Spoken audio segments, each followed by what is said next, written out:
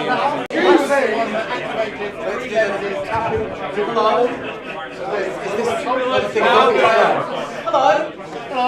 everyone. This is the weirdest Zoom call I've ever been in. You're all, in real life, I'm not like mute. You're in a happy place. Hi everyone, welcome to London Apple Live Minutes. IRL, ONG. Alright, hello crowd. Yay! That is sort of spontaneous stuff that I love. Thank you all so much for coming. And I guess without any further ado, have we started the stream here? And up, we've got COVID. Oh, good! So I further ado, I paused. shall we get Welcome back. Let's wing it. So, thank you very much to our sponsors, yes. Jigsaw, right? Woo! Posting up. I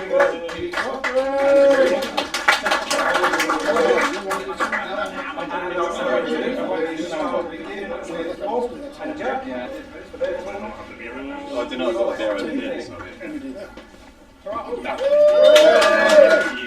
Don't get too excited, don't get too excited. Well, down with front foot. Okay, yeah, we'll stand. Is this better? Okay. This is as usual. Always. So hi everyone, I'm Jack. I'm Bob. And this is a really bad double act. But today we're going to be chatting about some of the challenges that we've seen at Jigsaw customers around privilege management and sort of like how we've answered that. I suppose a bit of a brief introduction. So I run our web-based solutions, so I look after end user compute, whether that's MTM, security, identity, and I keep involved with loads of, I just whisper ideas in his ear, and then that's actually got a name. Yeah. I'm his least favourite person. Yeah, I don't know why I agreed to do this. I think it's, so I'm Bob Bryden. I think I know quite a few people here from a previous role, and I'm the DevSecOps lead, so we are tasked with providing tools into the business to add value and solve problems, and that kind of, I am a developer at the end of the day, and as we all know, developers don't like to do documentation, so we were practicing our slides yesterday. As you can see, we had a lot of content ready. We were well prepared for today, as you can see, and I think we finished these slides, about an hour before everyone arrived? 20 minutes before. Yeah, it's all good. Just in time, that's kind of the nature of it, so for the best. So we've seen there's been a fair few conversations in the industry around this, and it's definitely, especially during COVID, security has definitely become a main topic, and it's all been around, especially there's more Macs sitting in enterprise security teams, so like, well, we need to lock these down, and the sort of conversations that we hear, we do this for Windows devices, surely we need to do this for Apple devices, and then even if you're speaking to Apple, the attitude is, especially from an Apple user experience, is that you would say it's an admin, because that's the best way to have a least disruptive user experience. And there's a lot of back and forth, and a couple of the tools that sit in the industry, you've got the SMB privileges app, you've got the making admin script. A lot of those are sort of great tools that we've been using over the years. So the sort of big question of why do we need to manage this, and why do we need to sort of have a clear answer for those security teams.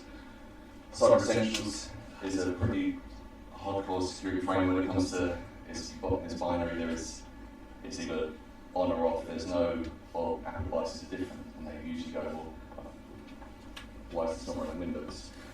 And conversations can get difficult, so we're looking at how we can give them the data that they need, so they can be happy from a security point of view, but then keep the Apple users happy, because people choose Apple devices because they love using Apple, so the last thing you want to do is disrupt that, because that will disrupt the success of Apple's platform.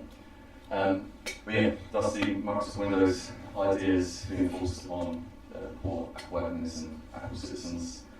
And at least from our point of view, I sort of believe that the industry is yet to catch up with this sort of modern way of thinking, and I think in this interim period, we're probably going to be seeing more and more of these sort of answers to to security until we're at a point where, so when we hit 50-50 share of Apple and Windows within customers.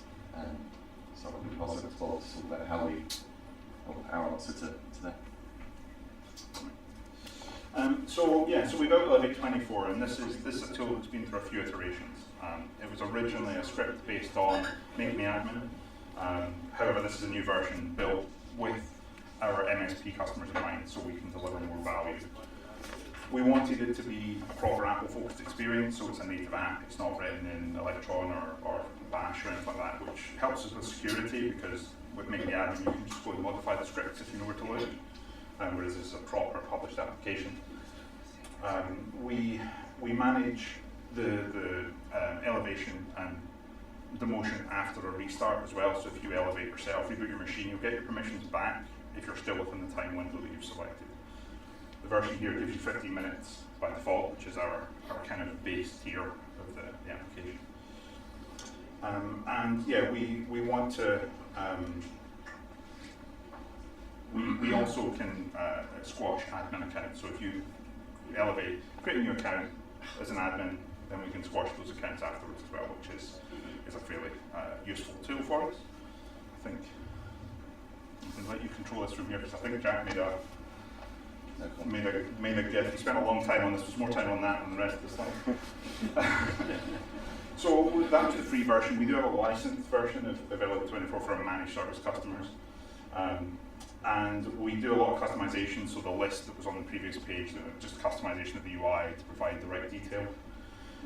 Privilege session termination, so that goes for a terminal session, so if you again, elevate sudo xu, it'll squash those sessions and kill any applications that you've elevated because your permission session's ended. These are all optional features depending on the customer's setup. The demotion of new created accounts. And the biggest feature really is the audit and compliance reporting. So that's it's a big thing for bigger companies where they want to see what users are actually doing when they have elevated permissions.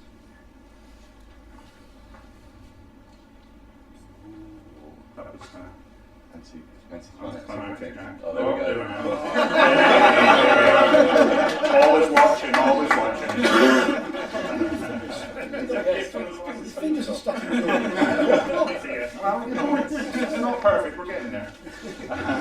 So reporting, obviously, like I said, is a big part of this, and this is an example of one of our dashboards for our internal use, which is in Elastic. As you can see, it provides us kind of overview of how long people are elevated for, and also there are frequent offenders, maybe not the right word, but frequent flyers for it. We can then start to look into why they've been elevated stuff, and find that maybe we're missing some policies or some options. It's designed to integrate into lots of different reporting tools, depending on the customer needs. A managed customer, we can use our own internal tooling, but it can elevate and can report into Splunk or Office 365 spreadsheets if people will have a scene tool. It really depends on the customer, Teams, Slack, and basically any other standard scene tool that supports HTTP kind of ingest data. You can provide the credentials in the config to send the reports. It will actually support multiple reporting as well. So if you wanted it into a scene tool and Slack notifications, for example, it's no trouble. So this is a tool for our managed service customers. As you can imagine, we are an MSP, so that's our focus. However, we do have a demo version of it available for everyone here if they want to have a go. Downloadable from that link there. I guess we'll maybe put it back on the screen at the end of the show, looking around for anyone who can get up with that. I'm being told no from the background. Okay. And it is limited up until the current version of macOS, so we'll work on the current version but not the next one. Just because obviously it's a free version, we have no way to test it further and we don't want to cause any issues. So by all means, feel free to download the app from the GitHub link. I promise the QR code does go to the right link, not Jack Spotify, which you did want to do briefly. And any feedback, feel free to let us know either on Slack or via the bugs page on the GitHub repo. And that's all from our slides. That's what well, we've still got a couple of minutes. If there's any sort of questions. Live demo. Live demo, come on now. Downstairs. Quiet back. Unfortunately, we're not on a jigsaw. No, it's a data jar machine, I'm afraid. It's not, I mean, not I available. can do a live demo Yeah. after or in the break. I have to do that. Oh yeah, it's one of ours. You can try. Come on now, come on. No questions? I feel there's a question at the front. What do you find the value is in the self-reporting requirement for elevation versus what the user's actually doing? And do you monitor then for a time period within that window of elevation for user activity? I'll take that one. It's a technical one, so possible. Thanks, Jack. Jackson putting these things is always My appreciated. 400 is long in the class. So it's a question that comes up a lot about reporting on actual user activity while elevated. As I think maybe most people here will know, the volume of data that would be generated during that time would be huge, because especially the time is configurable, so you could be 24 hours, and then figuring out what is actually done as an elevated permission during that time, something that would require elevated rights, is almost impossible from Apple's logs. It's extremely tricky to figure out. So it doesn't do that. The reason for the reason text, so the reason in the list that we choose, again, is customizable. So it's more from a cybersecurity team point of view. So a CISO will be interested in what are people choosing. You can configure the tool. We can show a screenshot of it. But you can configure the tool to enforce reason text. There was actually a blank column in the reporting because the version we're running doesn't enforce the reason text. You can say, if you choose install application, you can enforce someone to put in why. What is it they're doing? And yeah, they can just put a full stop in or something, but that's then a process problem to deal with rather than a reporting problem. It's a really tricky one. We've been around it a huge amount internally to decide the best way to do it, but the volume of data is massive. If you look at things like REDACTED, look at the volume of data that it ingests, that's what we're talking about. And it's just not sensible to do for this tool. I've never had that response to a question before. Obviously, impressed outside. Anything else? Any other questions? I feel there's one down the front here that we... Is that Bob GIF available on the GitHub as well?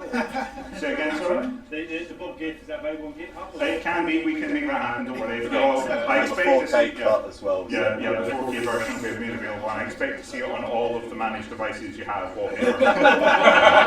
Can be done. Excellent. To that, we've got witnesses. So, is this available just to Jigsaw's MSP customers, or is it something that third-party MSPs can buy into? It's available just to our customers. So any customer that's got a support contract or a managed service, this can be a part of that. But yeah, this trial is for the community. Cool. Yeah. Any plans to widen that? A separate offering? That feels like a political question, so I'll hand to Jack. Well, Bob hasn't seen my roadmap of things we're looking to do. That's a problem. I think this is just the start of our journey as a department of DevSecOps. A lot of things like this that are going to be building into our managed service expand beyond just, it's not just around managing devices with NTM, it's everything else that sits around that. So I wouldn't be surprised if in a year's time the suite of applications that's a suite by then, Paul. The suite of applications that work a fair bit around security tooling.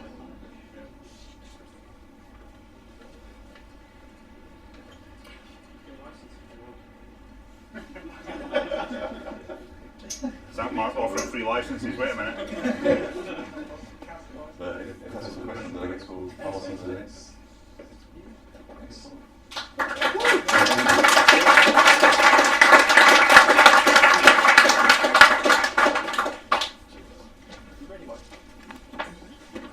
Next up. Have the slides.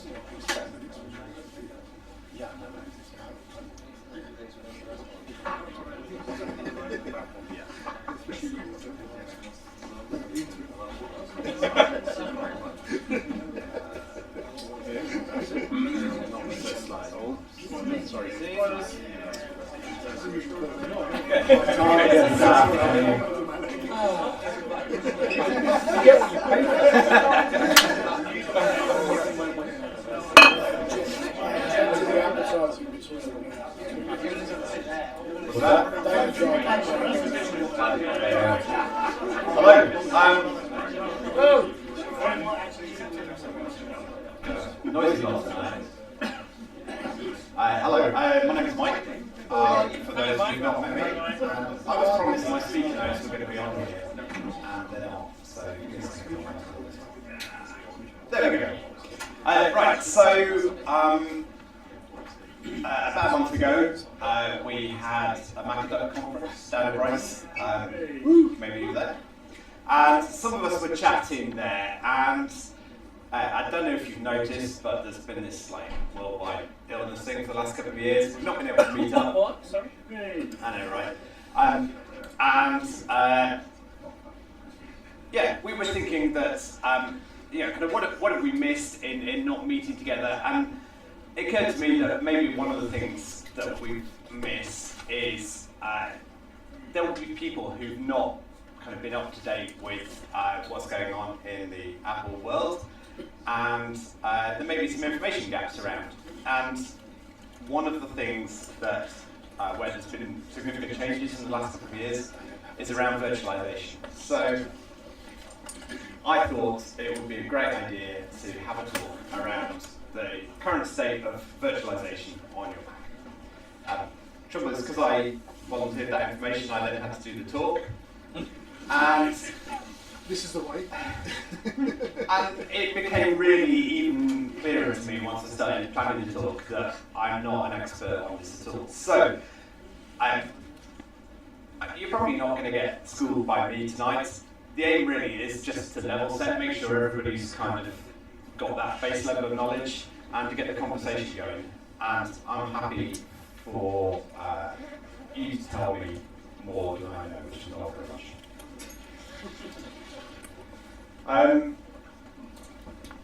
One disclaimer, so I will be giving some opinions on different products during this talk. These opinions are my own and don't represent the view of my current or any future employers. Especially if I work for one of the virtualization companies. So what we're talking about with virtualization is running virtual machines on your Mac, and particularly as we're here in 2022, it's running virtual machines on an Apple Silicon Mac, which this isn't, but never mind. So I thought it'd be good to just kind of cover what can be done and what can't be done.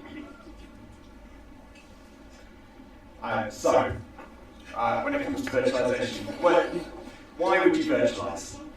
Well, there's a few reasons.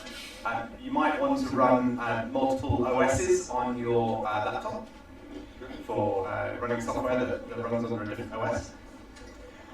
You might want to create a kind of burner device to test out some configuration or test out software installation. And maybe you've got a very restrictive security department who require lots of security tools and lots of configuration settings.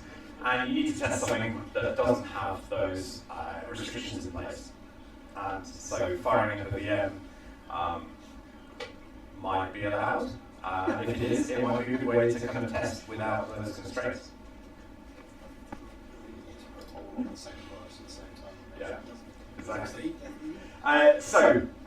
What do we want to do as Apple admins when we come to virtualization? I think the main, the three main classes of OS that we might want to run. We might want to run a Windows operating system, because we all know there are some bits of software out there that haven't seen the light and require Windows to run.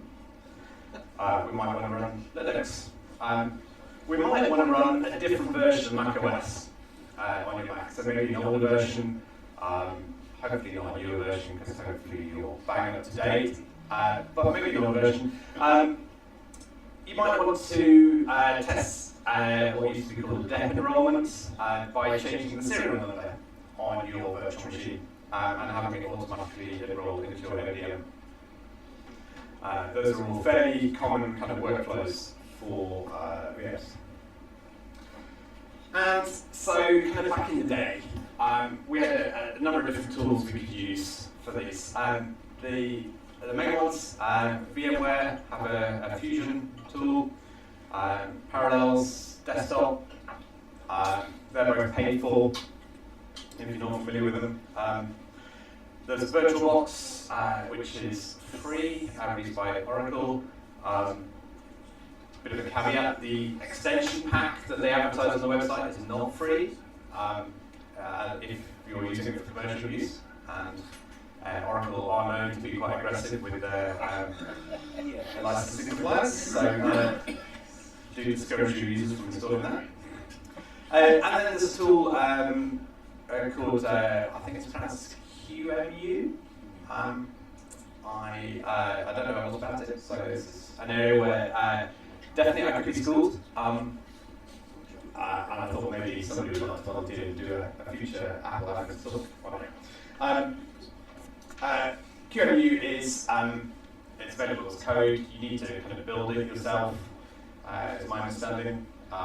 That's kind of a bit above my knowledge level, so I haven't touched it. But QMU does it does virtualization, but it also does emulation, and that's a distinction we'll come to in a little bit.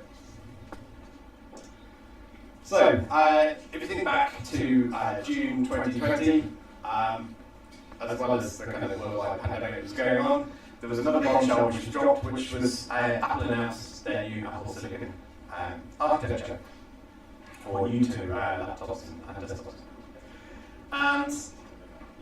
And so these will be coming in, they're pretty much the only thing you can buy these days. A couple of exceptions. And this has been pretty painless for lots of things. We've got Rosetta 2, which allows you to run lots of software on Apple Silicon, even if it was compiled for Intel chipset. But that doesn't apply to virtualization. Virtualization is not compatible with Rosetta 2. Software is, the reason why you use Rosetta 2, software is compiled for a particular instruction set, particular chipset design. And in order to run something that's intended for Intel under Apple Silicon, you need to emulate in some way that chipset. And so, yeah, you can't run virtualization under Rosetta, and you can't run a VM built for a different chipset, for one chipset on a host running a different chipset. So you can't take an Intel version of macOS or an Intel version of Linux and run it on a Apple Silicon host, and that would require an emulator. So, I mean, the kind of good news in this is Apple have included a virtualization API in, it was originally in Big Sur, it's been improved a lot in Monterey. But how does that help us? Well, I mentioned that the OS has to be built for a particular architecture, and so a good question to ask is, which OSs supports the ARM64 instruction set that Apple Silicon uses. And obviously macOS supports it really well, but only from Big Sur onwards. Pretty good support in Linux. Most Linux distros now you can get builds for ARM64. Windows is complicated. And Microsoft does release a version or does produce a version of Windows for ARM processors. It's available as an insider preview. As far as I know, you still can't buy it. And it seems that the reason for that is that they have an exclusivity agreement with Qualcomm, and it's only available when you purchase a device with a Qualcomm processor. And licensing-wise, so even this insider preview is only licensed for devices which already have a licensed version of Windows on that device. So if you buy a Windows laptop, you can run the Windows 11 insider preview on it. And if you're running a VM on a Mac, you don't have a licensed version of Windows on that device, and so you're not licensed for the insider preview. It is free to download, nobody's going to stop you, but in an enterprise situation, you're not licensed for it. Okay, so what are the tools, or what's the state of the tools available for Apple Silicon? So I mentioned VMware Fusion earlier. They have a tech preview of an Apple Silicon version which is available. It's not on public release yet, so it's this tech preview. It's free to download. Anybody can try it, whether or not you've used VMware Fusion before. But it has a bunch of limitations. The first of all is that macOS guests aren't supported yet. So, exactly. Whether or not you can make it work, it's certainly not easy. There's no kind of, a lot of the benefit of these tools is that it's easy to set up a VM. That's not the case running macOS guest on Fusion Tech Preview. Windows 11 is not officially supported, but they do give you instructions. If you go to, there's a site set up for the Tech Preview, there are instructions on there on how to set up a Windows 11 VM using that inside a preview version of Windows 11. Again, that's not going to be licensed, so if you're looking at doing this in enterprise as part of your development process, that could be a problem for you. Linux is fully supported. It's the only thing that is really fully supported on the Fusion Tech Preview. So you're thinking, great, I can download this free VMware Fusion and run all my Linux VMs. And you could, up until early March. And then there was a security update that was released into the Linux kernel and was backported to older versions of the kernel as well. And this security update stops Linux VMs from booting on the VMware Fusion Tech Preview. So, Very secure. yeah, that's secure. Yeah. So, current status: VMware Fusion. It's free. It doesn't do anything really at the moment. You can't run macOS. You can run Windows if you don't care about licensing, and you can't run Linux. So, can you emulate a Spectrum on it? I don't know. Yeah, it'd be worth a try. So the other big competitor in the paid world is Parallels Desktop. Again, paid for. This release paid for. It's public release. You can buy it, and the situation's pretty different, really. You can run macOS, only Monterey. So you can run Monterey VMs quite happily, very well supported there. You can't do a lot of configuration. So if you're used to running VMs under Intel machines, where you go in and you take snapshots and edit the size of the hard disk and all these sorts of things after creation, you can't do any of that. There's pretty limited configuration options. And you also can't edit the serial number of the VM. So no dep enrollment for this.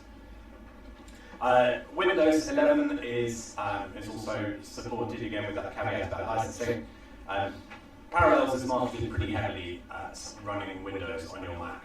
That's pretty much what they market it as, and so it's not a surprise. But you can also run Linux VMs as well. So they're all supported, pretty easy to do out of the box. So that's the two kind of paid for ones. The other big player on the free world is VirtualBox. VirtualBox, if you want to run that on Apple Silicon, the bad news is you can't. Whereas VMware and Parallels have a monetary incentive to make their software compatible. Oracle doesn't. Its VirtualBox is free, and they said we're never going to release this for Apple Silicon. So sorry.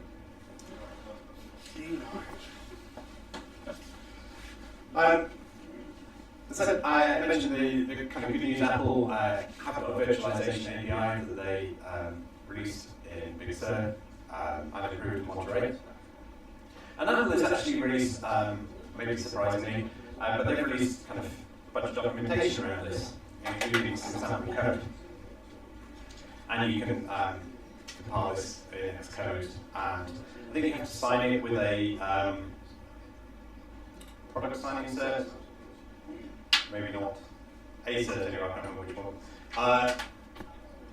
It's not a straightforward, it's not like running through the GUI in Parallels, but you can do it. And that will let you run a macOS VM on Apple Silicon, specifically Monterey VM on Monterey. There's somebody with the GitHub handle of Chaos T has created a nice little but pretty basic GUI around this, which just lets you configure the really basic kind of hardware settings, so the number of CPU cores, RAM, and disk size. So that's worth checking out if you want to do this. Obviously, this is all completely free to do, but it does have a significantly higher tech threshold, I think, than running Parallels. And again, I think there's at least sort of 4 or 5 GitHub issues on this KOST project. People asking for the ability to set serial number, and that's not in there just yet. So again, no testing dev enrollment through this method.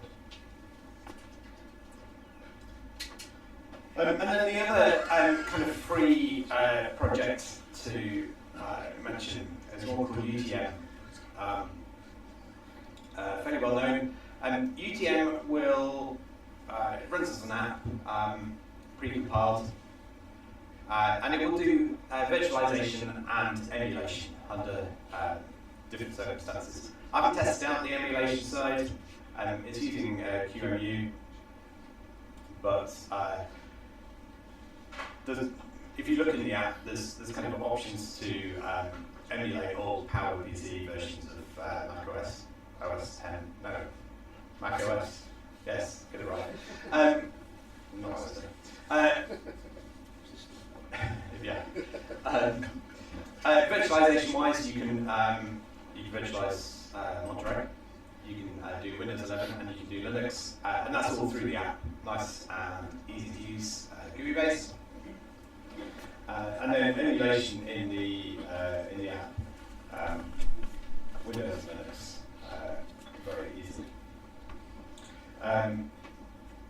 It does seem to be possible to emulate Intel versions of macOS. So, kind of Catalina, Sierra, and so on. There's a couple of POC videos on YouTube of people running. There's an iPad version of UTM, and people who've got Catalina running on an iPad. So it does seem to be possible. There's no instructions for it. People who've done it don't even provide instructions for it. Is there if you fancy a challenge? But not really enterprise ready. So, that's where we are. My recommendations, Fusion seemed like a nice idea until it broke. Parallels, if you've got the money, and I'm having a bit of trouble dealing with Parallels, so if anybody who works with Parallels, talk to me, that would be great. But if you can get them to answer your requests, then buy a license from Parallels, why not? Or if you don't want to spend any money, then UTM seems pretty good. Either way, you're looking at running Monterey, Windows 11, if you don't care about licensing, or Linux. And that's pretty much your options as it stands at the moment. But yeah, feel free to educate me some better. Basically, it's pretty cool.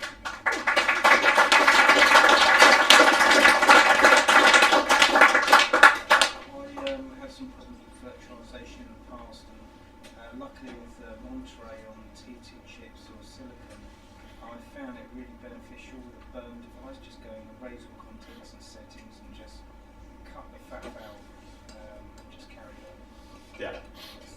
Just putting it out there because I was actually surprised internally where I work how many people didn't actually know that existed. Yeah, absolutely. So yeah, maybe you don't need to virtualize. Maybe you can just if you've got a spare device and just wipe it and carry on. Neil. Out of interest, who here has switched from doing virtualization to just having a burner Mac, the base one, so you can just Oh yes. There we go. Actually, and interestingly, for me it was a T2 rather than an M1. So we had a spare Apple, like mini kicking around. It really depends though, because it's like if you're looking at your ADE workflows and stuff, and you're doing something in erasing organized works, makes sense. But if it's something that's down the line from that, and then you've got to do your ADE enrollment, it's a faff to actually erase or go back versus a snapshot restore. And it is slower. Erase your content and settings. Yeah. Because of the activation step.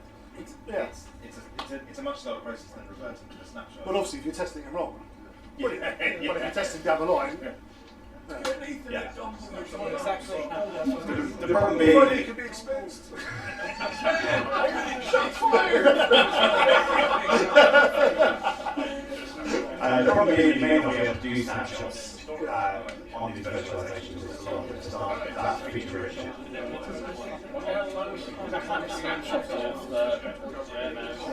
Time machines. Just drink more and talk.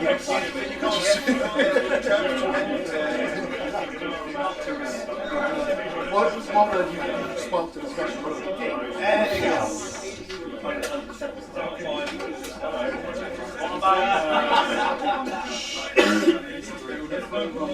Max Medium, Amazon, online virtualization options. Online virtualization is a completely different story. So this is online. It's a virtualization. Out of interest, I might misremembering. Where are parallels based? I have no idea. Somewhere there's a confused answer my email. Am I misremembering? Are they a Russian company? I was just wondering if that might be. Either way, they'll get my money because they'll answer my emails. Probably these are the words of Mike. Future children,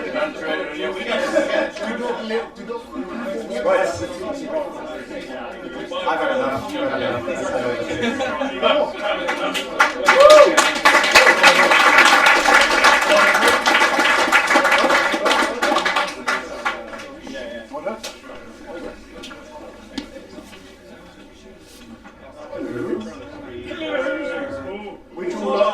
Well, because of that, would you like a 5-minute break to kind of refill and defill?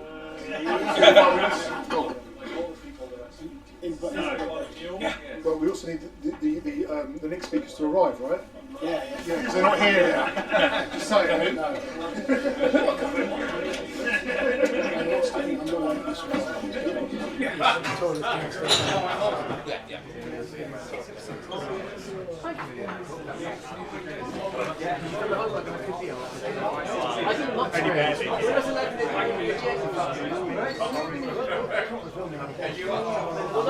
Windows 11's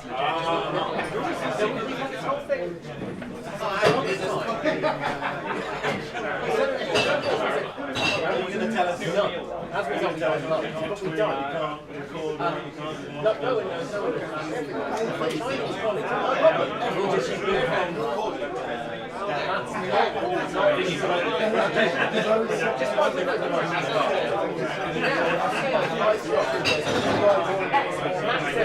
Shopping is done.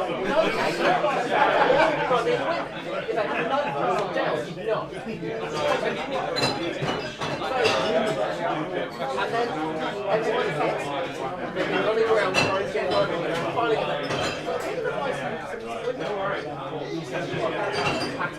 I'm so delighted.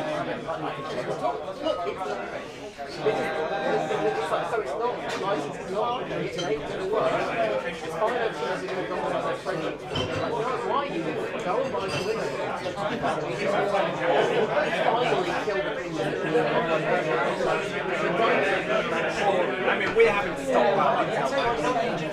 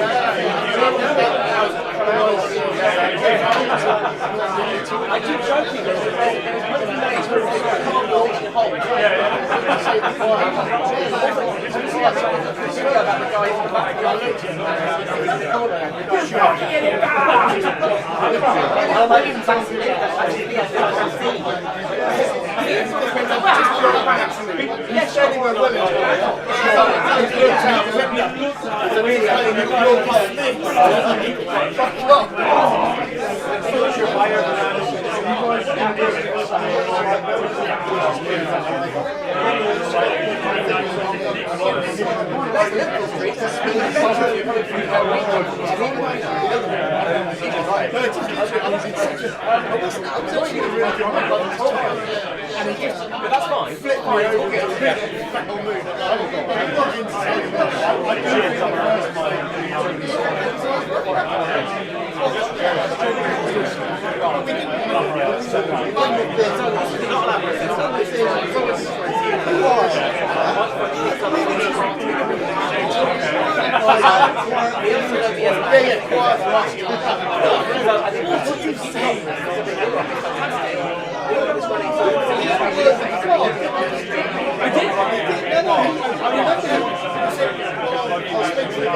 I think that was the point.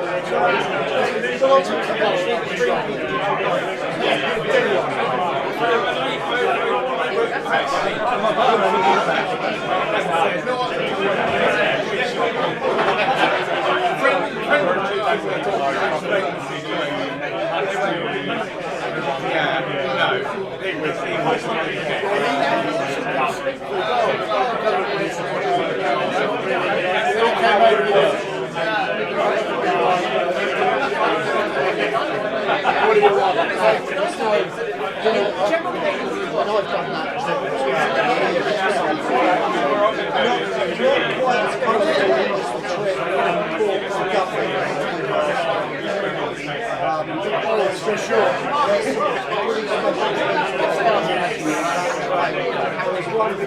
One lad, actually, I think that's really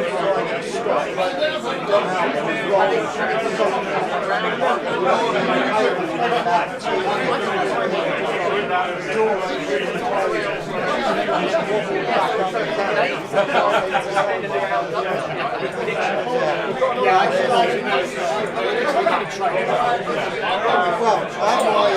maybe I shouldn't have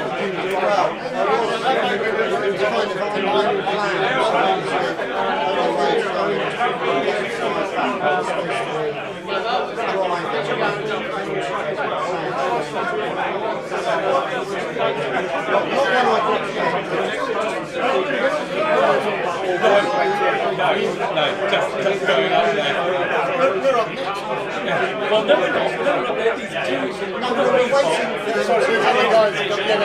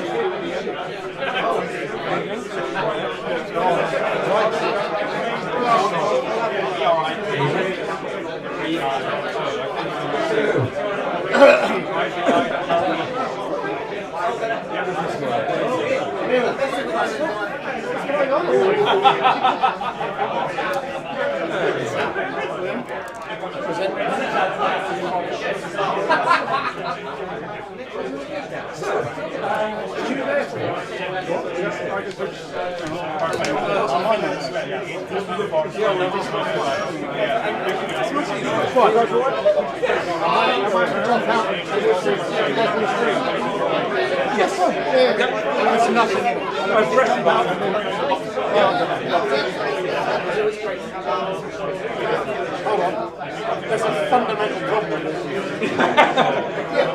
I haven't thought this through.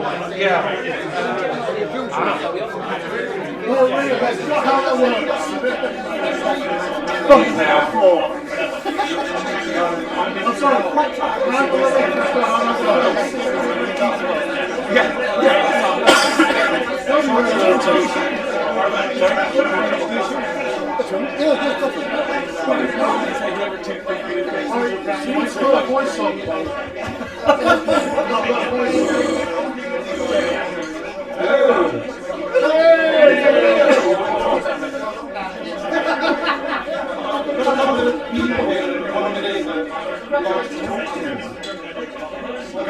No one cares.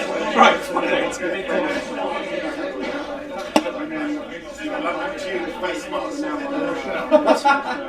No, I'm not Dan. I'm not Dan, I'm the other guy. Yeah. The other guy. Yeah, it's not me. Should someone shout? Someone shout. Oi! You!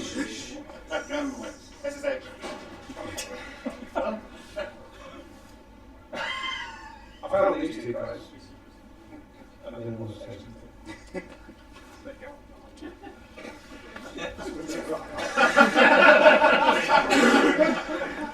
A lot of you know who we work for. Enough said. We're not meant to. CIA. Yes, yeah. And the other guys. This isn't a tech talk. And we're both old, so we've got paper notes and I don't have my glasses, so this will be fun. It's not a tech talk. It isn't a talk about how we manage to do all sorts of interesting things and the unstoppable force of APNS versus the immovable properties. It's not about any of that that we managed to solve. Even if we don't. Even if we do say ourselves that it is pretty good, pretty clever stuff that we've done. It's not because it's not interesting. It's because we wouldn't be allowed. We just wouldn't be allowed. We'd never get it past the legal people. Talk past the front door. Yeah, exactly. And also because a large number of you could actually do that work yourselves, given the same situation. Just get down, sit, think about it. You could do it. So it would be boring to tell you how you do things you can already do. Now, this is a talk about working in the enterprise. Billion-pound multinational organisations with tens of thousands of people. Hundreds of thousands. Yeah. So yeah. Can I leave again? I don't. I'll leave again. Don't you leave? You please, I leave. So yeah, I mean, as Will says, we're we work for a large enterprise, and there's lots of interesting things that go on, but it's really, really not easy. Working in enterprise is big and exciting, and I've talked to lots and lots of you about it, and there's lots of exciting stuff we do, but it's not always what you think it's about. Making Mac tech work in enterprise is really, really hard. But it's not hard for all the reasons you think it is. It's hard because a lot of people here, there's other people here who work in enterprise as well, and I'm hoping to see them nodding before long. It's hard because we think we understand this big business. It's because you took out all the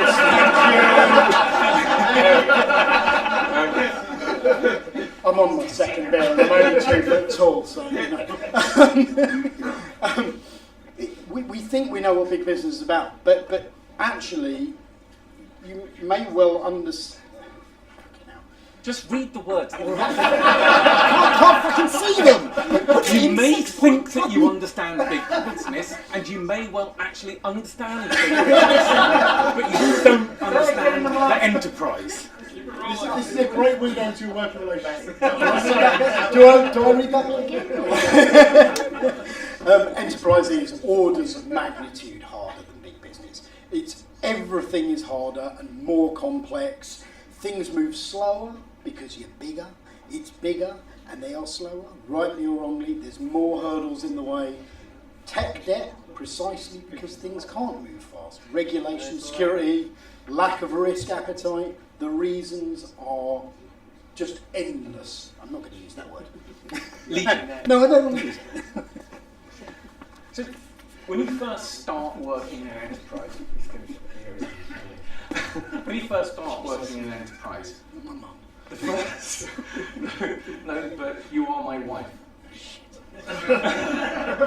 No, she takes So it's my wedding anniversary today, and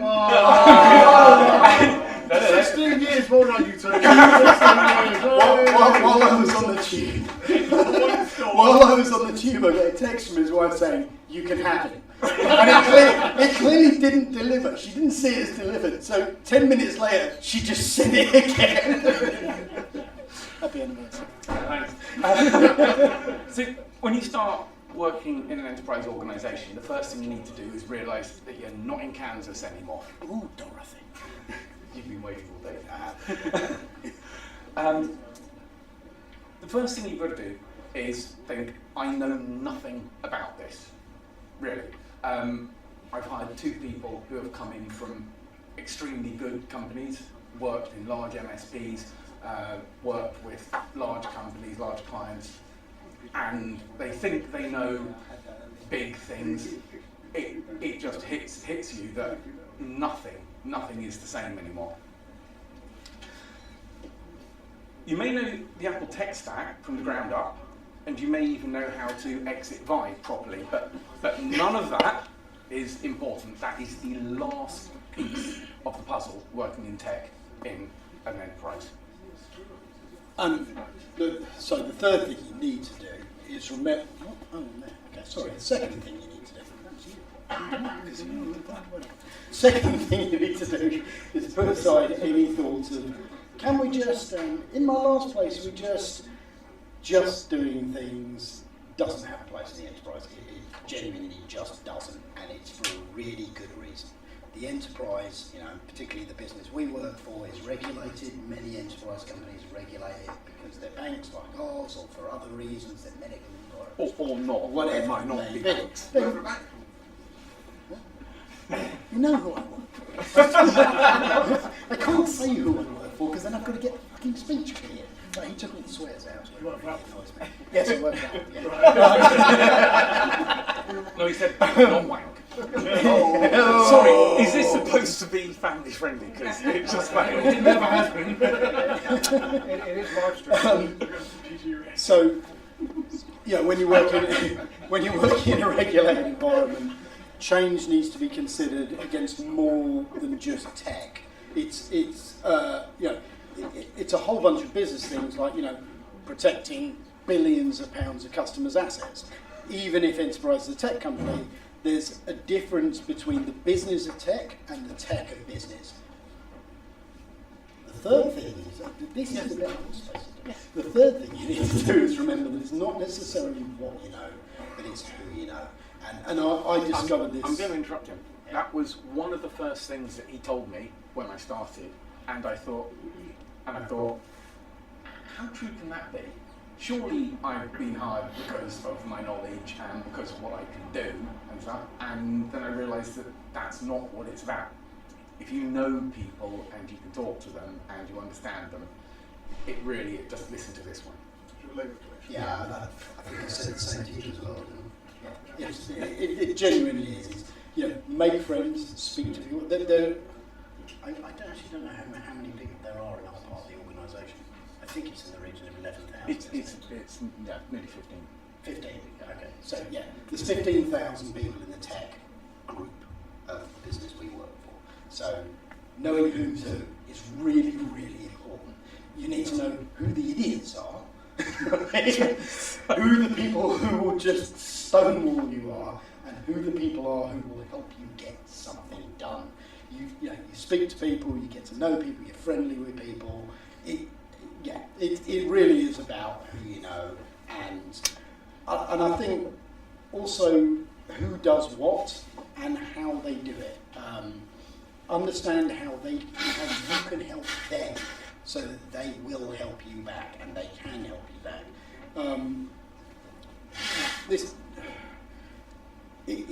It feeds into. I personally think that's probably the most important thing I've learned where I work, and it's stood me in good stead, but it does feed into something that is also probably equally as important, which is to learn the organisational processes. And where we are, there's a certain way of doing things. You can go round it, you can, if you know how to, but the best way to get things done is to know that process and know how to work with that process to smooth it. If you go off-piste on your own and try and do things, your own way, you just one way or another. You might think you're getting somewhere, and then you're going to come a cropper, right? Sooner or later, it's going to get blocked. We had a situation like that, building out an environment, and we're not going to talk specifics because we can't, but we spent the best part of 6 months trying to build out an environment. And we finally got the things we needed, and then somebody went, and we were trying to get into these pieces of kit, and we were like, well, we can't, we've got to log into them. And somebody went, oh, no, you're not allowed to log into them. You don't log into things, it's ridiculous. How the fuck do we configure them? No, you need to do it that way. What? Yeah. Oh, and it was literally back to the drawing board because we hadn't followed the processes.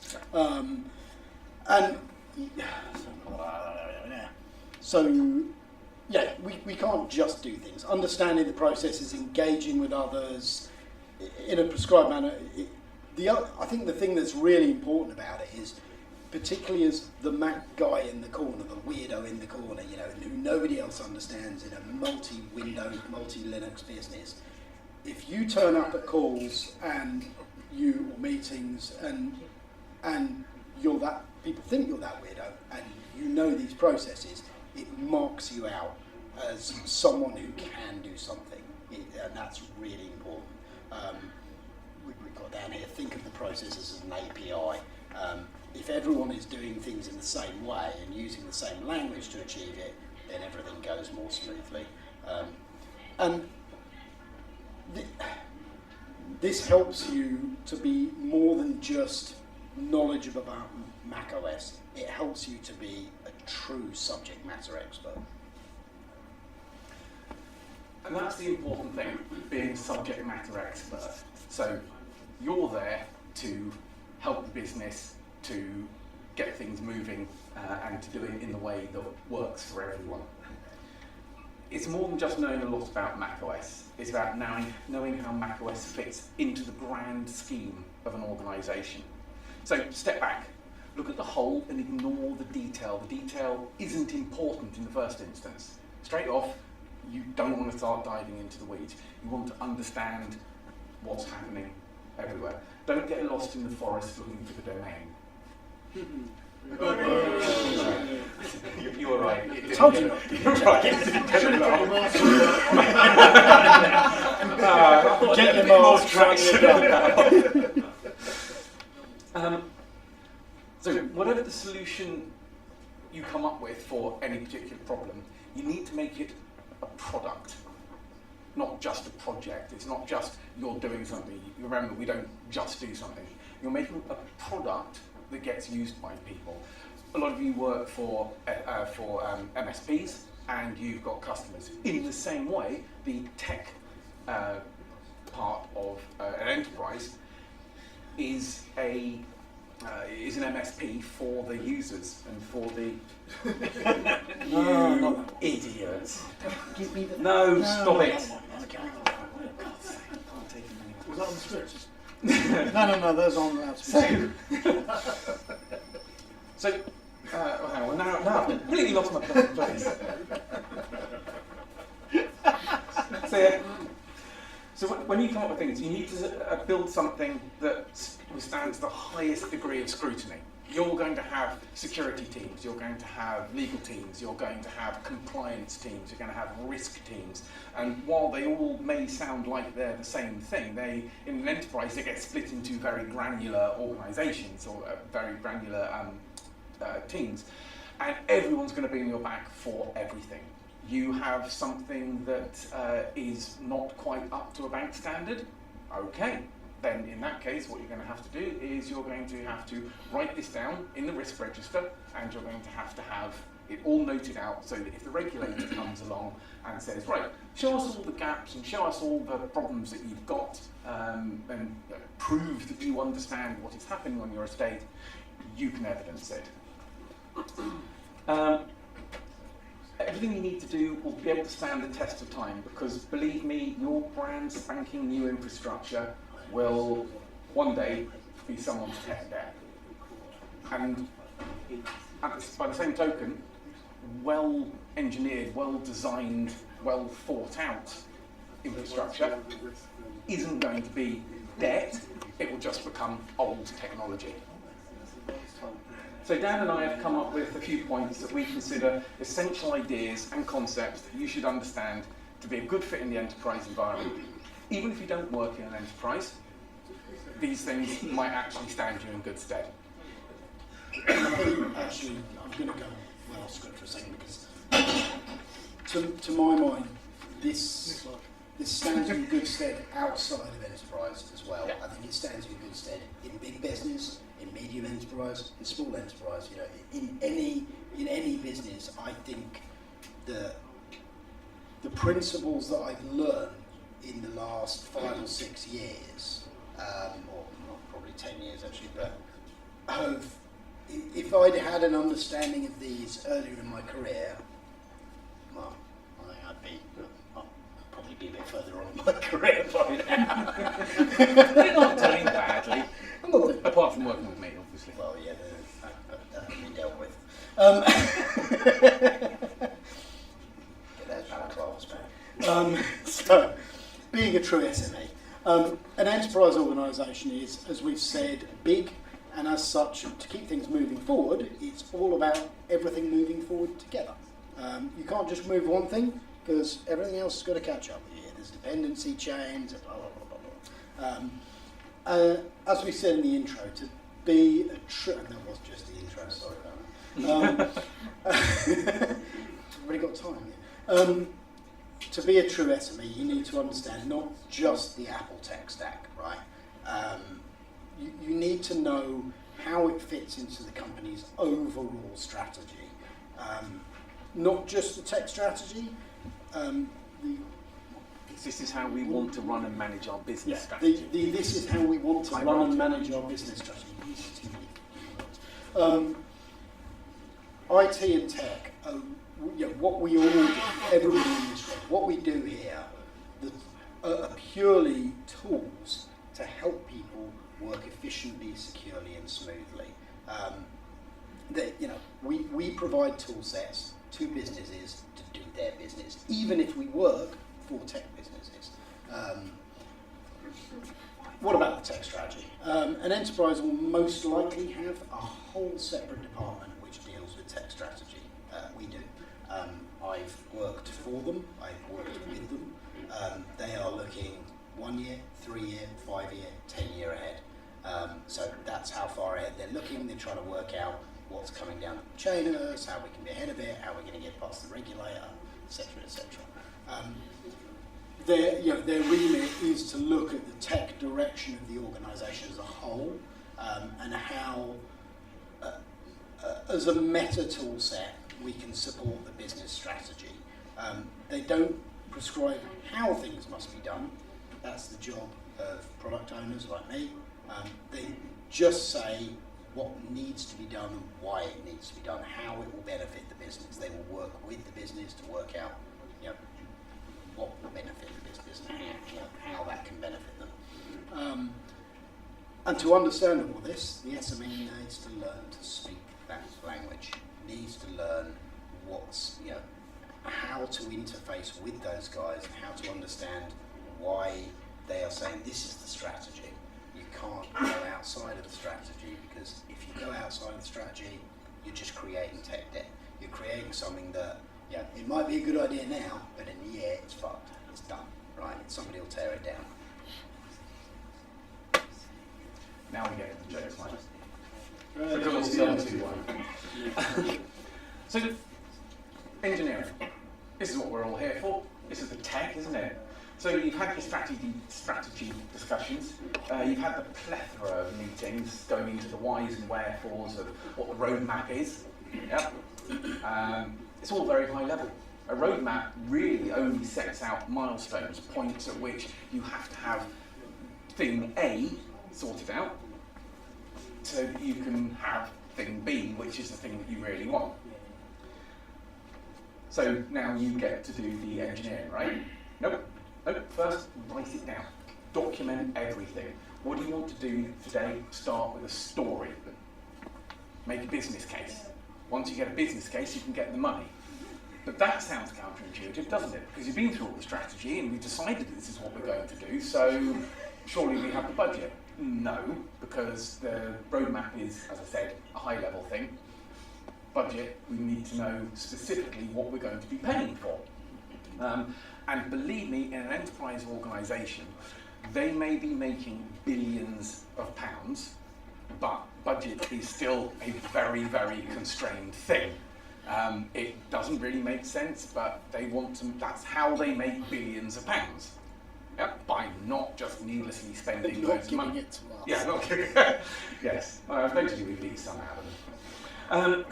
So, great, you've got your money.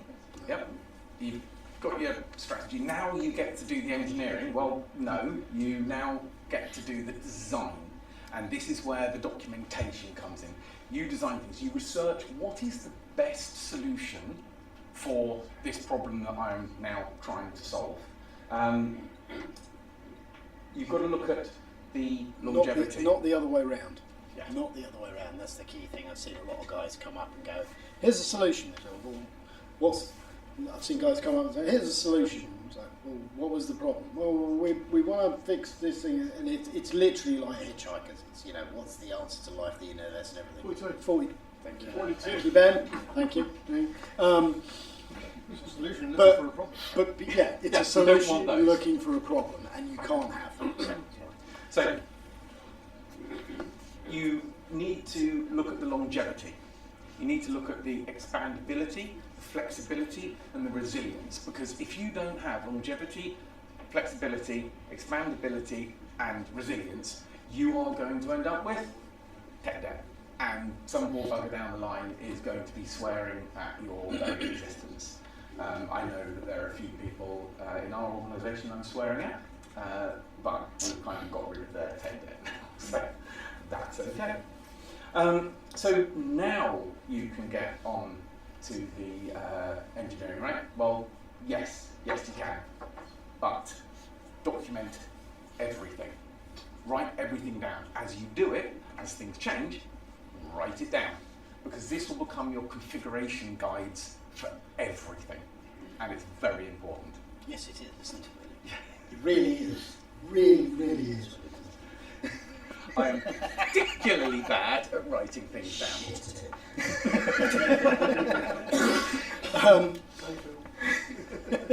So we're going to have a split up. Get it all out. Here's one swatch. She probably said, "Hey, hang on." Implementation. Actually, weirdly, the engineering is often very quick. If you've done all of the stuff in advance, it shouldn't take very long. But when it does happen, in the very short period it does happen, usually because it's rushing towards the deadline and somebody's... If you leave it to the last minute, it can literally only take a minute. Well, no, it's usually because some director's stuck something in, it's stuck a T0 milestone. You've got to hit that, everybody dies. But it runs in 3 phases. Literally. I've seen guys throw up 30 second balls. So, test, or as I like to call it, tech discovery, but try out individual aspects and ensure that your design is safe. You know, put it together, rough it out, stick it in a dev environment, smash the hell out of it, turn it upside down, see if it all falls out. Just check it's sane, check your design's sane, check it generally works as you were expecting it to. You may not have written that design as well. The person who wrote the design, maybe somebody else, and they may have less knowledge than you. Pre-prod, this is where, sometimes it is called full-size test. This ought to be what you are putting into production. You build a full-size environment out, end-to-end. You stress test it, you test the hell out of it, you pen test it, you put it through functional testing, operational testing, the whole shebang. By the end of it, that environment should reflect exactly what you are going to take into prod. And by the end of that, you should have a configuration guide, should you not? You should do. Yes, you should do. Yes, absolutely. And then you raise your change request, obviously. And you build out the solution prod. Some of these have crossover. So there's a level of iteration. That's not an iteration.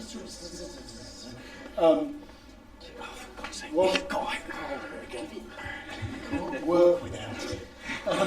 For instance, while you may have done and tested all of your scripting in the test, when you get to pre-prod, you may find you need to tweak and change things. That's absolutely fine, and that's cool. That's not a problem. You can change things in pre-prod, provided you are making notes on it, provided you're documenting it, so that when you get to the end, you have a list of this is everything that's going to prod, and you are documenting the changes on it. I am. Yes. Okay. Good. Now. Good. And for the love of Satan, you are using some form of version control for your code. I know you do that, actually. Yes, Some people who are very good at that. There are other people who don't, and they'll be excused later. One of them has been. Oh, really? Already? Yeah. That happened tomorrow. Him. Oh, Him, yes. yeah. Well, No, yeah, no, no, he did check everything in. He got executed for a different reason. The problem was he also checked a lot of other stuff out. That's enough of that. Come back to this. Talking of version control, it's a good idea to make sure you have test, pre-prod and prod drums. The specifics will really be down to your organisation's individual working practices. But without this segregation, you should have done this better, don't I? You may well find further down the line, you end up with, and this is why it's important, you do not want test code in production, right? It needs to go through the steps. Somebody put test code in his production the other day. I was upset about it. I'm saying ignore those last two lines because that was notes You need to master working with other teams. In our environment, a lot of people, and I was used to it. Before I kind of started off where I am now, 10 years ago, at one point in time, I spent 13 years as an IT manager at an ad agency. I was the guy. There was nobody else doing it. I had some people around me at certain points, but if there was a network thing needed doing, if the fuse needed changing the kettle, whatever, I did it. It was me. In our environment, I do Mac. I am the Mac product owner. That's it. If there's a problem with Office, it's somebody else's problem, right? But if I'm building out infrastructure, I've got to work with a whole bunch of other teams to do this. There's a VM team, there's a server team, there's no less server level management team, or less level server management team rather. Get used to working with other teams and being friendly with them, and don't just rock up there and go, I need you to do this for me. Sweet talk. It comes back to the who you know and learn the people and know to speak.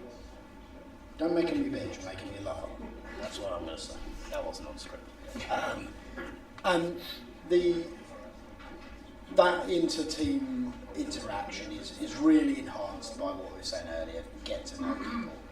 I've got friends in other teams. I've got people who move between teams. We were on a call with the guy today who helped us out 6 months ago, the problem, and he's coming to another team now, and suddenly we're on a call with him. It's like, oh, hey, it's you. Yeah, we don't want to get into that problem again. Oh, no, of course, no, I get it. It's really important. It's really, really important because most people stay within the business, but they move around, and that helps a lot. I think that was me. You wanted to do the next one. I did. About segregation of duties. So segregation of duties. Segregation of duties is an incredibly important aspect of working in something as big as an enterprise. And the reason is not necessarily what you think it is. A lot of people say segregation of duties is, security. You can't have people who run the bank, run the business. But it's not entirely that. Or whatever the enterprise might be. Yes, or whatever the enterprise. You can't have the run people making changes, and you can't have the change people making run decisions and everything because, security. Yes, security is very definitely a part of it. But there's a sense check thing as well. So you can't mark your own homework. That's the phrase that I was looking for when I was writing this. You can't mark your own homework. So the people who build, the engineering side, who's giving him more bit? That's a stupid man. I have impressed people over time who say they give me beer. Anyway, so you've got to have the segregation of duties so that you've got some people doing the engineering, they're doing the dev, the test, and the pre-prod. And then, to hand it over to production, they hand it over to a BAU team. And the BAU team sense check it. They go through everything again. They haven't been involved in it. They go through it again, top to bottom. Where's the design? Right. Where's the final thing that you're giving us? Does what you're giving us do what it says on the tin? And they can spot flaws. They can see what's working, what's not working. Demand changes.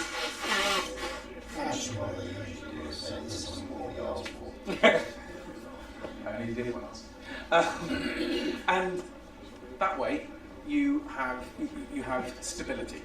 You're building in a stability to what it is you're doing. And at the end of the day, having a stable platform, a stable estate, is what we're all working for. Fewer problems in the estate, fewer problems coming in. This is the end. Just check it. People are looking. You can do that one. Oh yeah, and be less Bryden. That was somebody else. So, I think segregation duty, segregation duty is really important, but what it can do, and I see this in other teams a lot, I think our teams stand out as being different, is, Williams Ops, I'm changed, right? So, we, in theory, are segregated, but actually we work very, very closely together. And that benefits us a huge amount, because I think there is a temptation when you see segregation duties to go, it's not my job, no, that's the wrong job, I'm not doing it, I'm changed, right? And use it, I see a lot of people using it as an opportunity to swerve helping people out. And I would just say, don't use segregation duties to abdicate your responsibility to the organisation. Ultimately, the people in the business are our customers. I'm a product owner. It's my product. They're going to consume it. They're going to buy it off of me. They literally buy it off of me. Or not me. What did you say? Yeah, I've got a cottage industry running. Selling people up buildings. You want to know? Yeah. I have. We run out of We've persuaded people to help us before by going, you want to know? Yeah. So we run out. Be helpful. It may not be your job, but don't be helpful, but don't get taken advantage of. I quite commonly get people coming to me saying, "Oh, I've got a problem with Office." I was like, guys, I can't help you here. If I help you here, that OS that you want next month isn't going to happen, right? So that's why we've got the segregation duties, because my team are engineering, right? We sit away from the customer, not doing any end user support. But look, raise an incident, give me the number, I'll send it over to the L3 ops team and I'll get them to bring it straight into their queue, and you'll get L3 support instead of having to go through the service desk. So be helpful, be good to people. If it's not your responsibility, tell them, look, it's not my responsibility, but let me help you to get where you need to go. Even if that's just a suggestion, even if it's your best guess. And, people will like you for it. Be less wrong. I won't use the surname. And the last point, you'll all be glad to hear, and this is not just me. The last point of the second slide out of 20. Yeah, there's 14 No. We know there's one after this. 14. Don't be a fanboy. Okay? This is, if there is a genuinely better tool, yep. I wanted to make another slide. You missed the slide. If there's a better tool, use it. You wouldn't, and you now can't, run Jamf Pro on a Mac. You haven't been running Jamf Pro on Mac, so okay, let's take another example. You wouldn't use macOS Circle, would you? Virtualize Linux and then run it. Fair enough. Just run it manually with the manual thing. Yeah, fair enough. I would, If and I'd virtualise it too. Yeah, you've already done that joke. Sorry. No, Yeah, we did it. It was done over here. Shut up. Talking here. But no, the truth is, don't isolate yourself by being the Mac guy. Be the Mac guy, be the SME, what we were talking about from the very beginning, but don't be the Mac guy. Make yourself stand out. Can I say something? It's not just guys. Sorry, person. It's a few times you just said it. It's not just guys. You are right, I stand corrected, and I didn't write guys down, I actually wrote folks. And so, yeah, I do apologise. It's not to apologise. But thank you for correcting me. So don't isolate yourself by being the Mac person. Because you want to be the Mac SME. You're not weirdo in the, I like this. You're not weirdo in the corner catering to the coloured pencil brigade using the exotic OS. You're the smartest person in the room when it comes to your subject matter. macOS is not an exotic OS. Your business is using macOS for a very good reason, and you're there to ensure you can do it. They can do it to their best effect.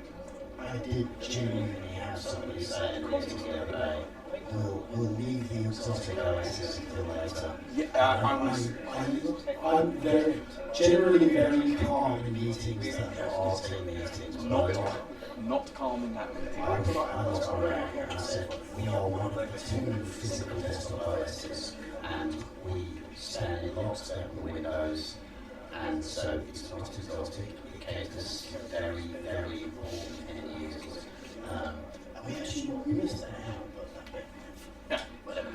But if you think about it, an enterprise organisation with macOS users, what are those macOS users likely to be doing? They're likely to be developers, and they're likely to be developing iOS apps. And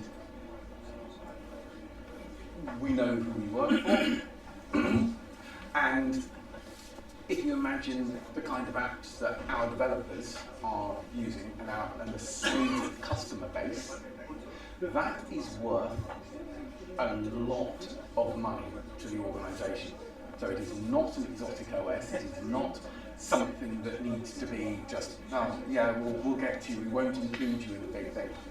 It's a big part of your business. One of our customer groups is around 120 developers, and they develop an app that hits between 6 and 8 million of our customers. So, only 120 guys, but it's somewhere between 6 and 8 million of our customers. Spokespeople. Sorry. Humans. People. Apologies. Guys to me is a generic phrase. It comes from any gender. And that's really actually about it. You'll be glad to hear. Let's go.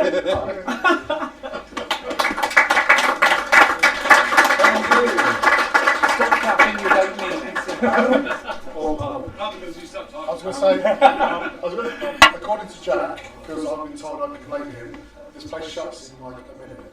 So we can either have the panel we should have finished half an hour ago in the pub. Yeah, panel in the pub. Panel in the Q&A in the pub.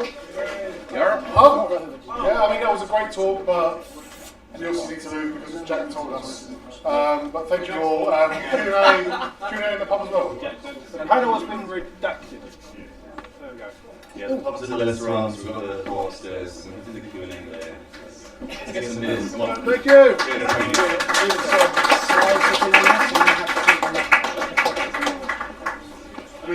Yeah, You said